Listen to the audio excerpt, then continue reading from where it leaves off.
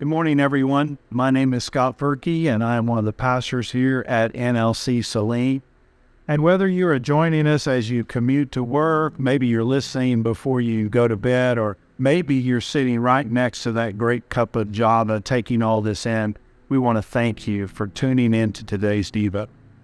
Well, as most of you know, we've been diving deep into this special sermon series that we've called Humans, where we're discovering so much about how to be healthy on the inside of us, but also healthy in all of our relationships on the outside of us.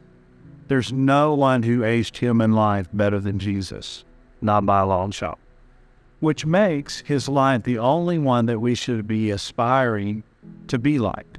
The Gospels are full of stories recording a lot of things about Jesus, but in particular how he related to people, even when the atmosphere was a bit charged. I'm reminded of a time like this in Jesus' life where he and others had literally a mountaintop experience where God audibly spoke to everyone. Man, I would love to be in that. Only to be followed up by a situation where a boy was screaming at the top of his lungs. Here's the deal. No one could help. So let's pick up this story, this great story. Luke chapter 9, we're going to start in verse number 37. It says, "The next day, after they had come down the mountain, a large crowd met Jesus. A man in the crowd called out to him. He said, 'Teacher, I beg you to look at my son, my only child. An evil spirit keeps seizing him, making him scream. It throws him into convulsions so that he foams at the mouth and batters him, and hardly ever leaves him alone.' Imagine it. I beg your disciples to cast out the spirit, but they couldn't do it. Jesus said, 'You faithless and corrupt people, how long must I be with you and put up with you?' And then he said to the man, 'Bring your son here.' As the boy came forward, of course, the demon knocked him to the ground, and he threw him into a violent convulsion. But Jesus rebuked the evil spirit and healed the boy. Then he gave him back to his father." Verse 43, "All with the people as they saw this majestic display of God's power."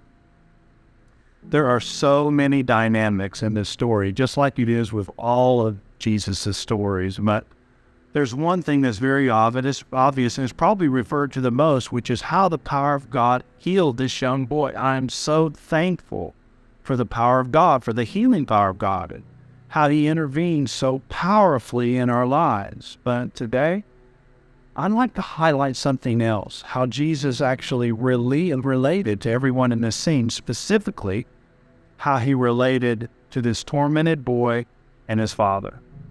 One of the things that I get to see a lot of is how parents, particularly fathers, relate to their children, especially their sons. And like it is with all of us, when our kids are struggling, we're struggling. Whether that's with a sickness or some sort of a dilemma that we can't fix, that's beyond our control, we will do whatever it takes to get it fixed.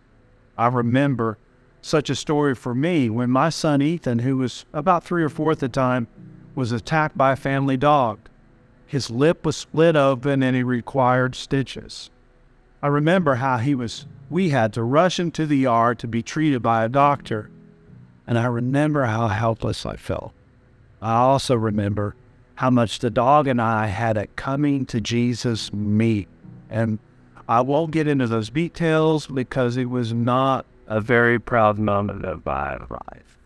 But this is exactly how this boy's father was feeling. He brought his boy to Jesus' disciples to see his son get better, only to see him feel more desperate because his son seemingly was getting worse and he couldn't get any help. How many of you are in a desperate moment right now where you thought your plan and how to make something better has actually backfired, something you had hoped for and hasn't worked out as you thought or how you planned? We've all encountered moments like this. Well, in this story, Jesus is reading the room in the moment. He really doesn't waste any time helping the boy. I love how Jesus didn't speak to the boy, but rather targeted what was causing the boy so much duress. Like seeing a shepherd going after a predator that's trying to attack his sheep, Jesus is targeting this evil spirit and removes him from the scene. I love that. This should give us a lot of hope, that even when we don't see God is working, even when we don't feel that God is doing anything, He is. In John chapter 10, verse number 14, Jesus calls Himself the Good Shepherd. And what He was doing this boy, He wants to do with us. He is always working on our behalf, even when we're not aware of it, even aware of what He's not doing. I've imagined what it must have looked like when the boy became well, how the atmosphere must have changed. The moment went from chaos to peace. Imagine how relieved the father must have been. Perhaps my favorite moment in this whole story comes in the very last thing that Jesus does, which is personally hand the son back to his father. I love this. I'm sure that the issues that the boy had probably caused a lot of tension and stress in their relationship. But we see here that Jesus is passionate about restoring relationships. He wants all of our relationships to be whole and to be healthy. And of course, this begins when our relationship with Him is where it should be. Let me say it like this. If our relationship with Jesus isn't where it should be or what we know it should be like, all of our other relationships are really going to be affected. And speaking of relationships in this scene, Jesus is bringing out the very best in everyone involved. Yep, He corrected His disciples, but He did it so that the next time that they encounter something like this, they'll be prepared. And let me tell you, they were. Which is exactly what the Lord does with us. He allows us to go through things so we can succeed the next time.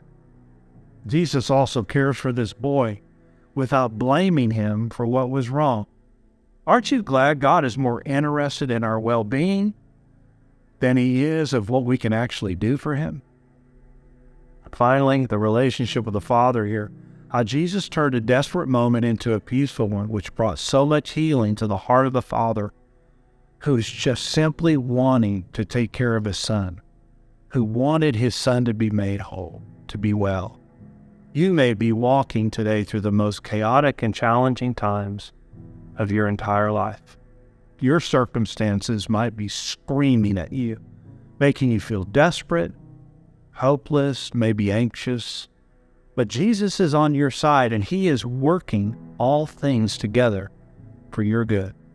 I'm praying today that He walks into your scene and brings healing and brings that peace and brings His restoration. I realize that one focus of this story again is how powerful of a healer Jesus is, and He definitely is. But can we go about our day today thanking Him for how good He is in our relationship with Him? What I mean is how He displays His love to us, how He shows His concern and His desire for us to have what we need. May we aspire to be like Him every day, to lead this life about being healthy and investing in healthy relationships. I hope today that you have the best day ever, and I want to thank you so much for tuning in to this morning's Devo. God bless.